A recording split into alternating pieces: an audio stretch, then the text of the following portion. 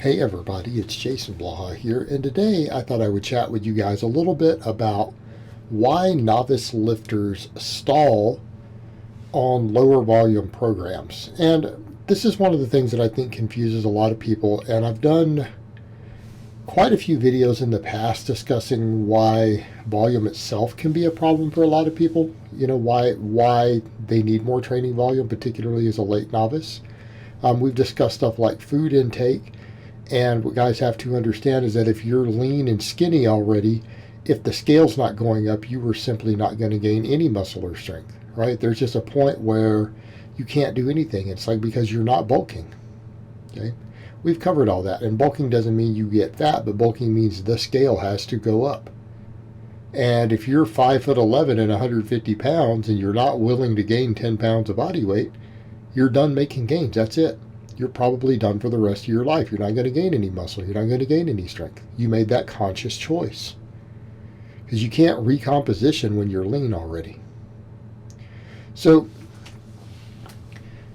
what are other things that go on here? Why is it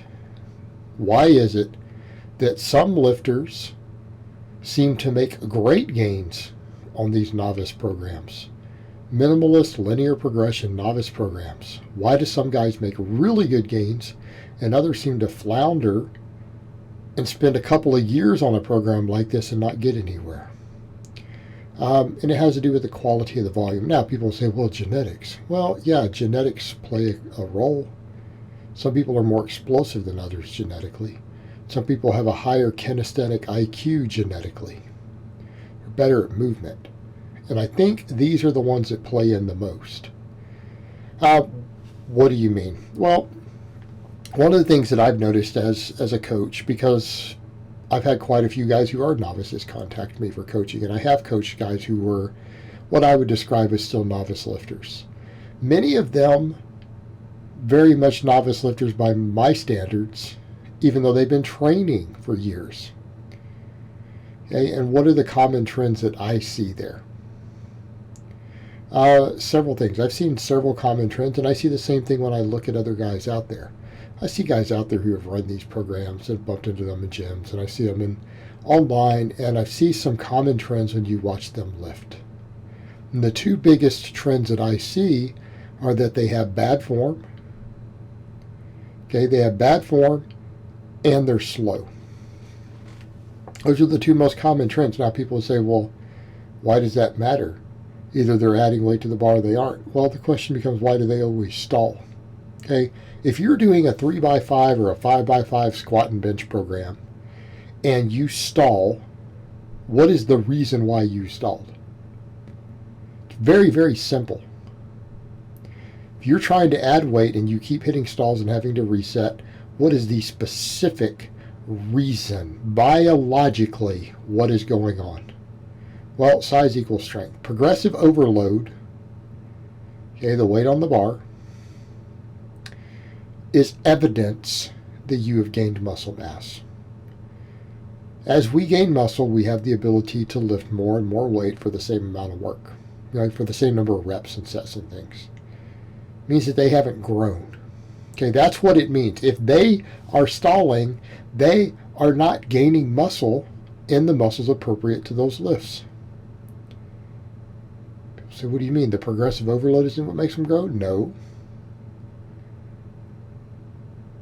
Total quality of volume and limit sets, that's what makes you grow.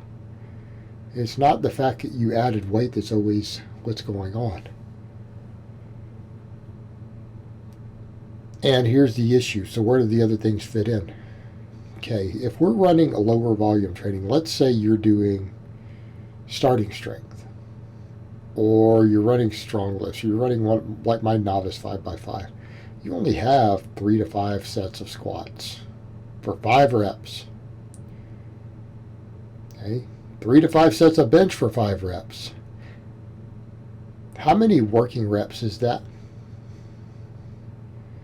15 to 25. That's not a lot of total reps. That's not a lot of reps.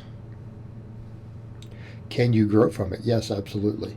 If every rep that you do is relatively challenging, for a large number of muscles through the body, you can grow on that. All right, here's where we're going with that. But you only have 15 to 25 reps to get maximum muscle fiber recruitment. Means they better be near limit sets. Well, what happens if you are lifting in such a way with bad form that a lot of the muscles are not being worked correctly? Let's say you're benching terrible. Let's say you're benching flat-backed and loose with no arching. Does that work your chest more? No. Arching works the pecs more. And this is your only chest exercise. Let's assume you're not gripping the bar correctly, so you're not squeezing the bar hard, you're not getting an irradiation effect. Getting bad leverages because maybe your wrists are cocked back, thus reducing the amount of chest work that you're getting because your shoulders end up getting hit bizarrely and have to bridge the gap due to your goofy wrist position. Okay? And you're flat backed. So you're not squeezing the bar hard, you're flat backed. What's happening? You're going to get less total quality of reps. Your pecs are going to get less work as a result of these things. Well, if your pecs are getting less work,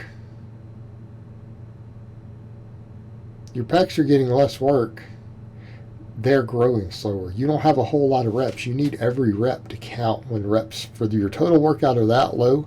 The only way you're going to get good training response is if they're all effective. Okay? So you're training in a way that's not recruiting the pecs enough. Again, due to leverage issues, being loose. Okay, so you're benching completely incorrectly.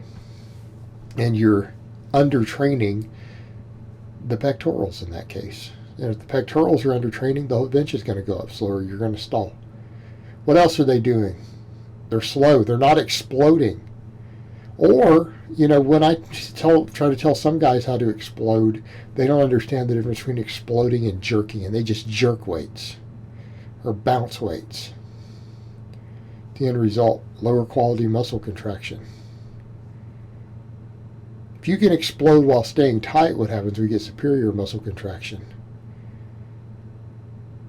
So even though the reps and sets might be the same, it's like, well, you're doing 3x5 or 5x5 with linear progression and weight resets, right? That's a set volume. Yeah, but there's a difference between the quality of the volume involved there. When someone is tight, they have good form, and they're exploding the weight hard. Moving a weight slowly only works if you're doing really high volumes of training where you're getting enough metabolic fatigue that it doesn't matter.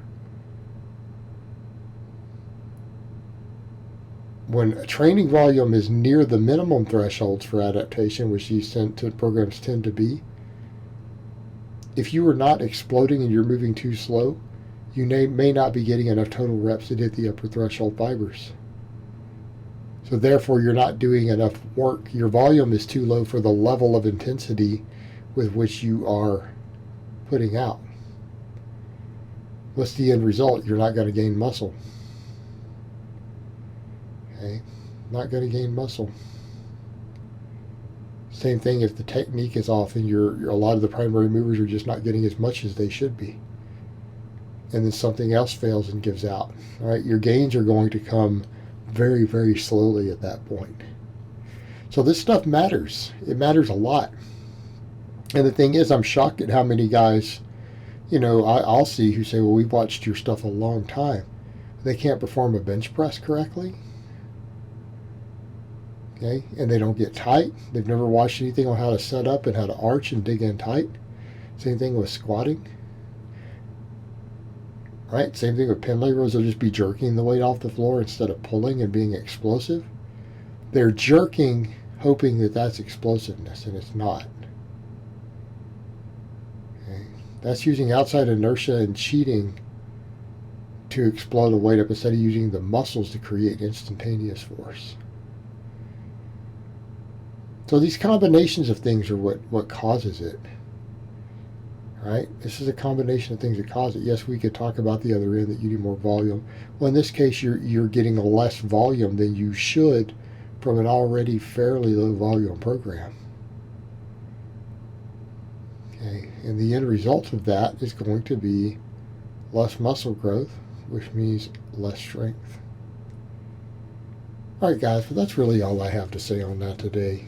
I hope it's been informative, and I will talk to you guys next time.